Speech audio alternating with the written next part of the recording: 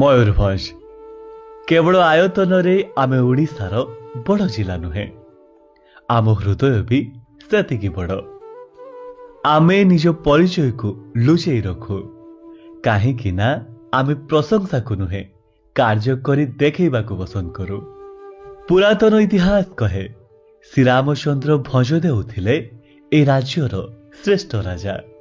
ପ୍ରଜାବତ୍ସଳ ପରୋପକାରୀ ଦେଶପ୍ରେମୀ ଶାସକ ଭାବେ ସେ ଲୋକପ୍ରିୟ ହେବା ସହ ଓଡ଼ିଆ ଜାତି ଓ ତାର ଉନ୍ନତି ପାଇଁ ସେ ନିଜକୁ ସମର୍ପି ଦେଇଥିଲେ।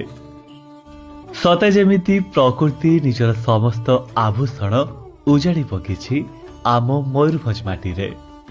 ଶିମିଳିପାଳର ଜାତୀୟ ଉଦ୍ୟାନରେ ପ୍ରକୃତିକୁ ନିଜର ଘର କରିଥିବା ବାଘର ଭୟାନକ ଗର୍ଜନ ହେଉ କି ହାତୀର ସୁନ୍ଦର ଚାଲି ଆଉ ସହସ୍ର ପ୍ରଜାତିର ପକ୍ଷୀଙ୍କ କିଚିରି ମିଚିରି ଶବ୍ଦଠୁ ଆରମ୍ଭ କରି ଦ୍ୱିତୀୟ ଶ୍ରୀକ୍ଷେତ୍ର ଭାବେ ପରିଚିତ ଆମ ବାରିପଦା ଜଗନ୍ନାଥ ମନ୍ଦିର, ମା ଜ୍ୱାଳାମୁଖୀ ମନ୍ଦିର, ମା ଅମ୍ବିକା ମନ୍ଦିର, ମା କିଚକେଶ୍ୱରୀ ମନ୍ଦିର, ସମୀବୃକ୍ଷ ରାମତୀର୍ଥ ସୋଲେଇପାଟ ବନ୍ଧ ପରି ପର୍ଯ୍ୟଟନ ସ୍ଥଳୀ ସହିତ ଜୋରନ୍ଦା, ଦେବକୁଣ୍ଡ, ବରେହିପାଣି, ଚାଉଳ ଭଜା, ସୀତାକୁଣ୍ଡ, ବ୍ରାହ୍ମଣକୁଣ୍ଡ, ମାଛ କାନ୍ଦେଣା ଓ କପାଳକାଦି ଜଳପ୍ରପାତ ଆଦି ଆପଣଙ୍କୁ ମୟୂରଭଞ୍ଜର ଅସଲ ପରିଚୟକୁ ବୁଝିବାରେ ସହାୟତା କରିପାରେ।